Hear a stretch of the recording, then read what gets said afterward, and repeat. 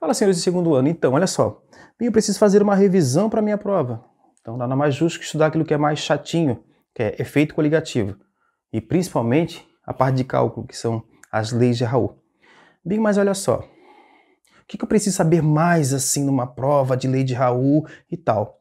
Cara, saber usar a fórmula é o mais importante. Porque você sabe muito bem que toda lei de Raul vai trabalhar em cima da água, porque o efeito coligativo é o efeito do soluto sobre o solvente. Eu vou repetir, efeito do soluto sobre o solvente.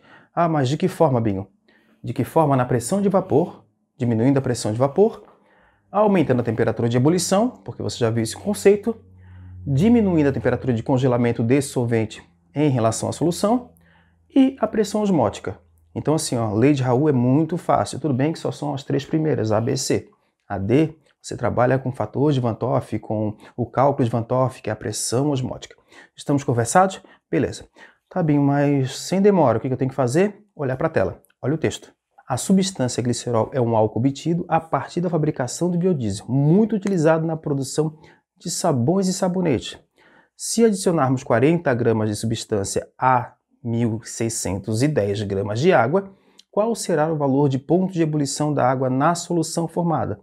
Considerando a constante ebuliométrica igual a 0,52 graus Celsius quilograma mol. Massa molar do glicerol, 92 gramas para cada mol. Então, como você já sabe, efeito coligativo, meu amigo, é efeito do soluto sobre o solvente. Mas de que forma, bem? Propriedade física, pressão de vapor, temperatura de ebulição, foi o que o texto pediu, para você calcular a temperatura de ebulição depois que você adiciona o soluto. Obviamente vai aumentar, porque você sabe o conceito. Temperatura de congelamento e pressão osmótica. Bem, como é que funciona a ideia de lei de Raul para eu não decorar?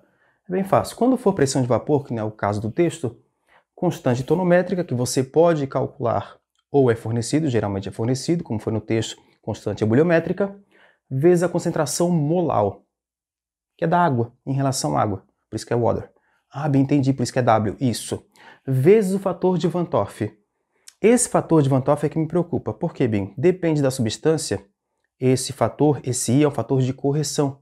No texto fala sobre o glicerol, que o glicerol não dissocia em água, ele não tem partes positivas e negativas, assim como os sais têm. Então esse fator de Van 't Hoff é 1, pronto, acabou, é só isso.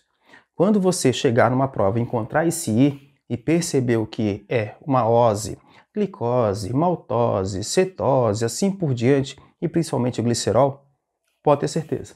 Coloque esse I como 1. Então não precisa nem preocupar com ele, não precisa nem se preocupar com ele, na verdade. Beleza, Binho.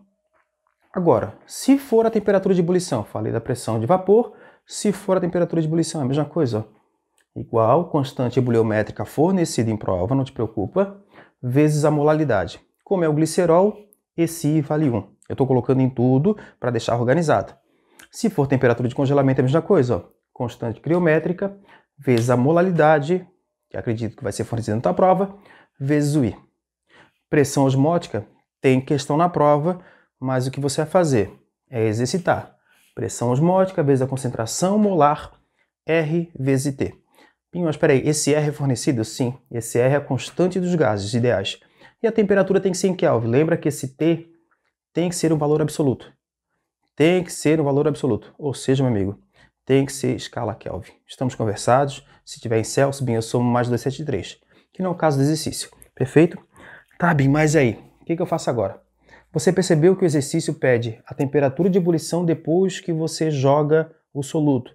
Ah, bem, eu não vi. Olha para a tela. Qual será o valor do ponto de ebulição da água na solução formada, considerando a constante ebuliométrica? Então, meu amigo, olha só, o que você vai ter que fazer é pegar os dados, colocar na fórmula que você precisa, que é a variação de temperatura de ebulição, que no nosso caso aqui é a B, onde tem a constante ebuliométrica, que a questão te forneceu, e a molaridade. O que me preocupa é como é que você calcula a molaridade. Bem, vamos lá. Então, os dados eu tenho. Massa do meu soluto adicionado nesse sistema, que é 40 gramas, o texto te falou. Massa do solvente, que eu achei essa massa meio estranha, gente, 1.610. Claro, lembrando que se você vai jogar na fórmula, tem que ser em quilograma. Sacou a ideia? Beleza, Bim. Então você tem a massa do soluto, que é 40 gramas, massa do solvente 1.610, esse solvente é água, não te preocupa. Você tem a constante ebuliométrica fornecida, 0,52 graus Celsius quilograma para cada 1 mol, isso é importantíssimo, e você tem a massa molar, que é 92 gramas para cada 1 mol. O que eu faço, Binho? Peguei a fórmula que eu tinha da temperatura de ebulição, onde a variação da temperatura de ebulição da água. Por que eu vou repetir da água? Porque você precisa de um dado na sua cabeça. Eu vou chegar lá, tá? Vamos lá, Binho. ΔTE igual a constante ebuliométrica fornecida vezes a concentração molar, não é molar, vezes o fator de Van Toff. Gente, esse fator de Van Toff aqui é 1, tá?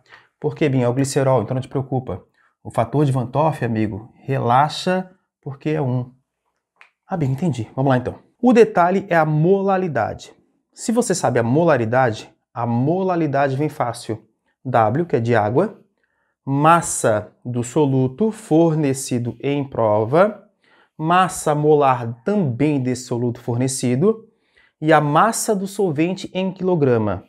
Massa do solvente em quilograma. Como está em grama, como você é um bom aluno do segundo ano e você está fazendo uma revisão, Binho, eu tenho 1 grama e quero passar para quilograma. Divide por 1000. De novo, você vai pegar esse valor e dividir por 1000 se você for jogar na fórmula. Estamos conversados? Entendi, Binho. Então, Binho, o que eu tenho que fazer agora? O detalhe é, como a molaridade é uma expressão muito grande, o que eu fiz? Eu só trabalhei a equação 1 com a equação 2, eu cheguei na 3, porque eu quero saber a variação da temperatura de ebulição em relação à molaridade. Então, bem, vamos lá. Eu tenho a variação, constante ebuliométrica fornecida, tá ali, que é 0,52, massa do soluto 40, massa molar 92, e a massa do solvente em quilograma, já está lá no cantinho, ó, 1,61 já dividido por 1000. Estamos conversados? Beleza, Bim. Então agora o que eu faço, André Fabiano? O básico do básico, só substituir, que eu já vou chegar lá no cálculo. O que me preocupa é que ele não quer saber a variação de temperatura de ebulição.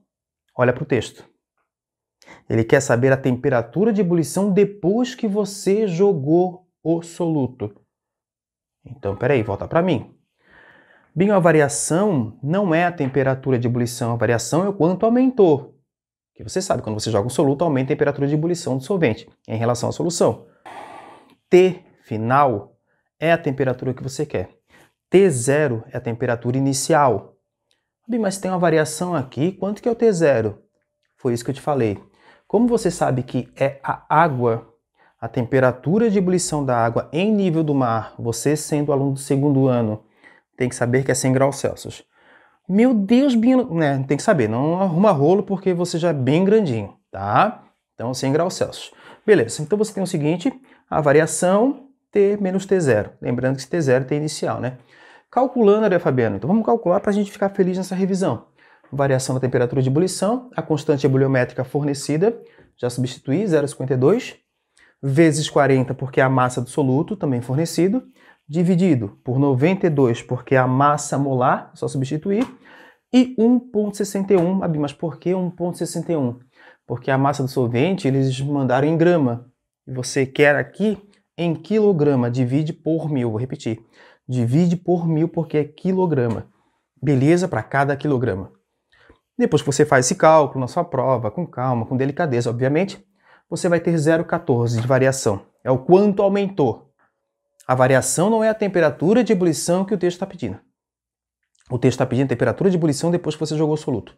Ou seja, a temperatura de ebulição final, já na solução, não é inicial.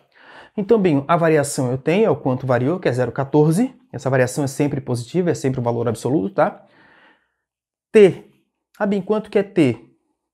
T você quer descobrir, meu amigo, é a temperatura depois que você jogou o soluto. Menos T0, que é o inicial. Bem, mas quanto mesmo? Ah, para, sério, eu não vou arrumar confusão mais contigo, não. É água.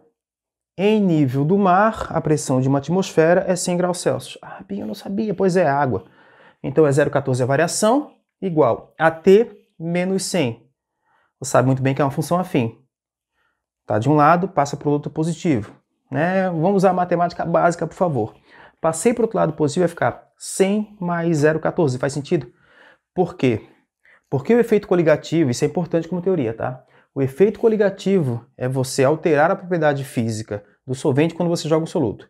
E quando você joga um soluto em água, aumenta a temperatura de ebulição.